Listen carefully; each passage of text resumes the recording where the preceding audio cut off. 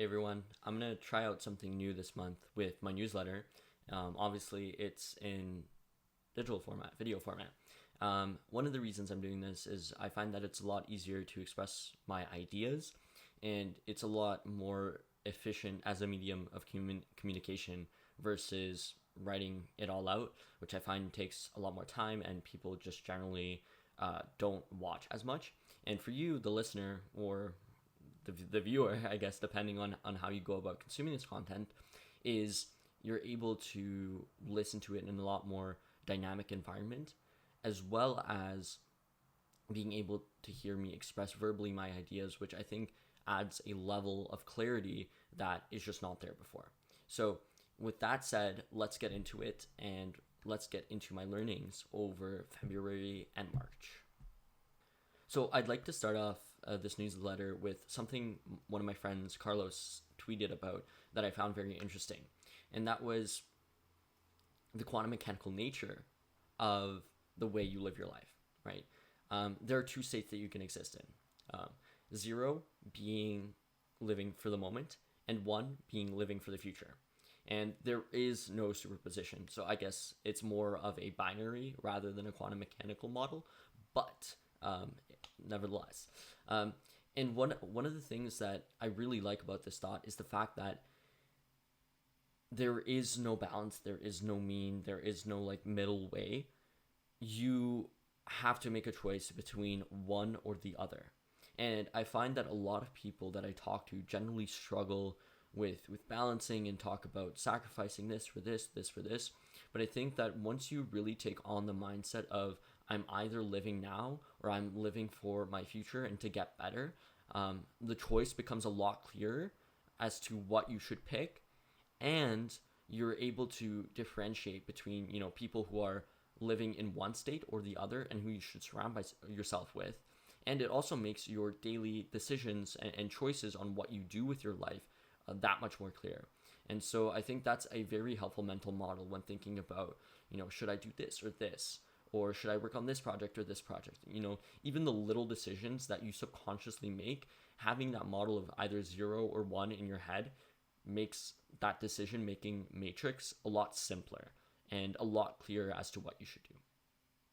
So I went on vacation in February with my mom for a week to Mexico. And I enjoyed it. It was a lot of fun. Spent a lot of time in the sun. We read a lot of books, played volleyball, went to the beach, went catamaran, went diving, saw like the underwater museum. It was really great. It was a great experience. But one of the things I felt was really lacking was a sense of fulfillment and a sense of purpose. And I think that when you're traveling, yes, you are very immersed in the culture. You're very fulfilled because you're doing something every day that's new and that you've never seen before. But I still felt a sense of lack of fulfillment just because I wasn't working on my projects and I wasn't working on something that I had in my life consistently over a period of time. And I think what I learned from that was when you feel that lack of sense of purpose is really a good indicator that you're working on the right things and you're working on solving the right problems. And I think when you take a step back out of the shadow of just doing this every time, you kind of realize just how important the work is to you and the impact it's also making. And thus it's kind of a circular pattern of like, okay, the work is important to you and the impact is important to the people. And so you just kind of keep on going. And so I think that was really impactful to experience firsthand. So the majority of the work over this February and March period went into the PIE challenge. Now, it's not literally PIE. PIE stands for Problems Incentivized by Economics, PIE. And it was something that was ran in collaboration with CAE, which is a large Canadian aerospace defense company. And when it got first announced, it was quite funny because nobody knew what CAE was, right? It's one of those companies that makes up a huge portion of a certain market sector, that you've just never heard of because it's not consumer facing. But if you ask any pilot in your life, they've almost 100% used a CAE simulator to get trained. And one of my biggest learnings from this entire thing was the fact that everything is incentivized by economics, and literally everything. One of the things that I understood was that altruism, sure, it can exist by itself, but there is also some economic system driving altruism. So, for example, right, why do people care about creating jobs in Africa? Sure, the people get more money, whatever. But why are banks sponsoring it, right? What's the incentive for them? Well, sure, it looks great for their ESG reports, whatever, but they're also gaining clientele by extending all these jobs to them, right? Say an African worker who is currently on a farm gets trained, maybe that's a cost of $7,500 to a bank to train them, but they're able to earn, let's say, $50,000 in income, right? Being generous. They're now able to deposit that money into a bank, which incurs fees and opens more capital to that actual bank. They're able to take out credit cards, which they get charged interest on if they make their payments late. They're able to gain access to loans, which the bank makes money on, mortgages, etc. Right? And if you extend this, not over just one person, but over a continent that's over 1 billion people, that new market creation for that bank is massive, right? And so even though on the outside it looks like it's just being done because it's one of those things that, people should probably be working on and the bank wants to support them, in truth, right, it's a huge market making opportunity. And I think it's a win-win because it looks good on the ESG side, but it also looks good on expanding market opportunity. And so that was one of my learnings from this entire experience. I was also PM during this challenge, and one of the biggest things that I learned was that you take responsibility for absolutely everything. And this is very akin to what a startup looks like and what you being a solo founder looks like. But everything that goes wrong is essentially your responsibility, and everything that doesn't get done is your responsibility, right? And I found that there was a lot of disconnect between the amount of time everyone was putting in on the challenge on my team. And so what I found was, like, I was the person that was getting the stuff done when it wasn't getting done. And that's just the responsibility that you take on as a PM. And I think that's going to be a very useful lesson when you're a startup founder. Like when I'm building out my company, is nothing can get by you, right? People can do other things, but it's your responsibility to make sure that those things are right. And if they're not right, to call that out.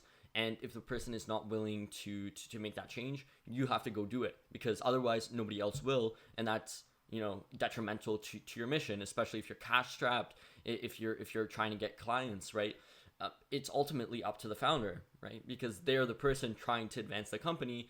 And ultimately, it's hard to gain alignment from everybody else unless they're 100% on that mission. And that brings me into another point, right? How aligned is everyone on the thing that you're working on? Right.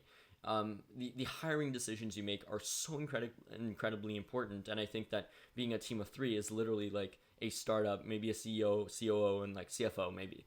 And so when you're looking at a lot of these things, you really, really have to be aligned on the mission and how much time you're going to be putting in, how many hours you're going to be putting in, whether you're able to stay up late nights and work, whether you're able to get up in the mornings and work, dedicate times at school to work. And if you're not really aligned, then that just creates internal friction that is just detrimental to everyone.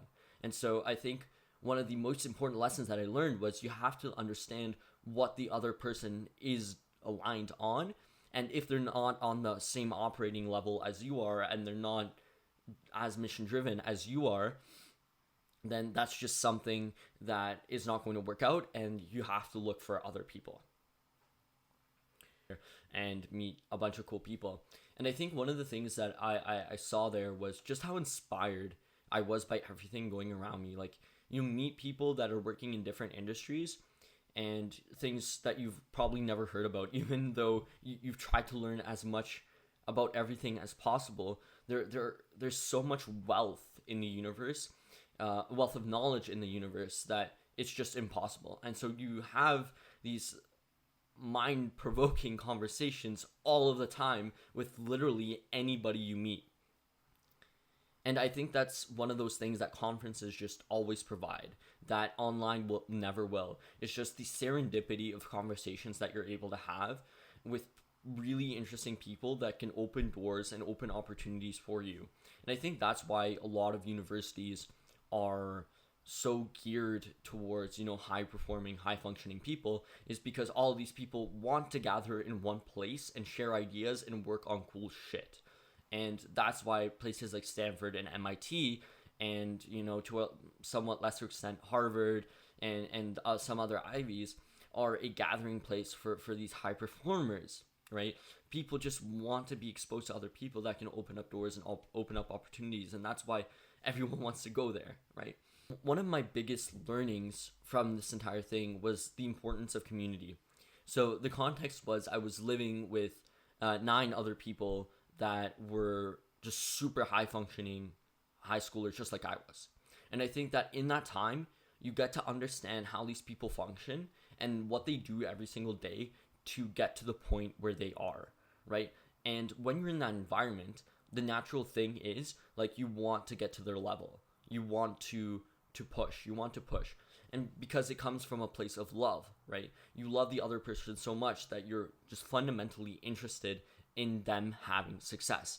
And these are why communities like Stanford and why a lot of hacker houses even exist, because you love other people and you want to be surrounded by like-minded people and build things that are cool and have success, right? And I think that's very hard to replicate online. And, coming back from South by and being exposed to school again and seeing a lot of Toronto and the way people generally kind of tend to think, you're very dejected, right? And you can't really recreate the atmosphere just because you're not in the same context, you're not living with the same people, you're back at home, you're back at school, you're back into the routine. And I think that it's very easy to lose a lot of that momentum. And one of the things that I've been intentional about is trying to recreate that momentum and talking with people and having insightful conversations. But I find that even online, like the serendipity is just not there because everyone has that next meeting. Everyone has, a schedule that they have to stick to, and you're just way less likely to bump into a cool person and talk to them. And so I think that's really where a lot of the value lies in either the Valley or in a lot of these interesting academic institutions.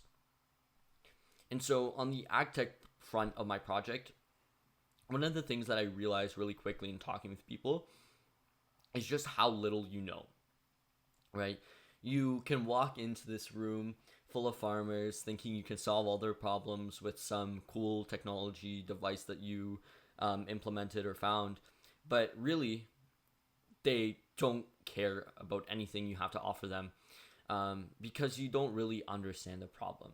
And farming is really one of those industries where you have to have a very, very detailed understanding of a agricultural process. And one of the things I found is just how much that varies between different types of crops, right? So you can have a cherry orchard, and what the seasonal cycle for that cherry orchard from planting to harvesting to overwintering is completely different than something like a row crop like corn, for example. And so you may think that you have all the answers, but the more and more you walk into that field, the less and less that you know.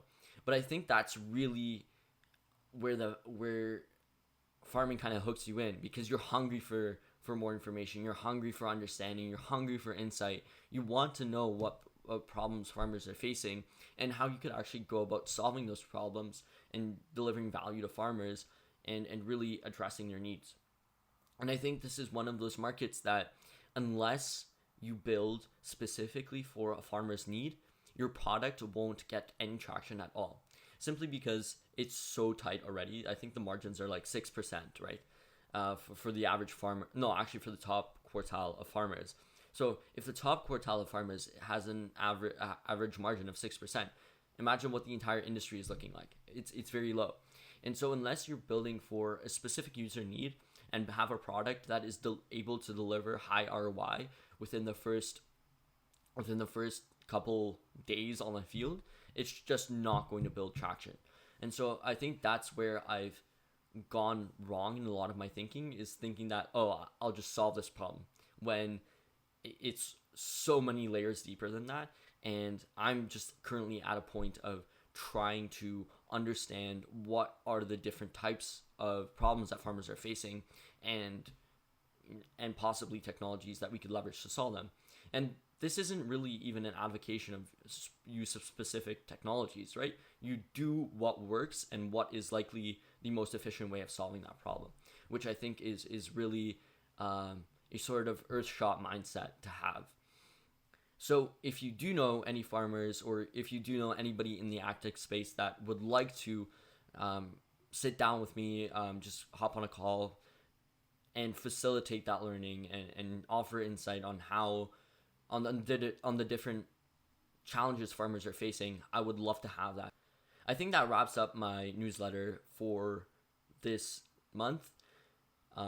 I hope you enjoyed it. It's definitely been something different, and I've enjoyed the process of actually making this video and explaining my thoughts, because I think that it's a lot more on the spot, and it forces you to express your thinking in a clearer way. So let me know what you think of this sort of newsletter, and I'm excited to see you in the next one, whether it is a video newsletter or a written one.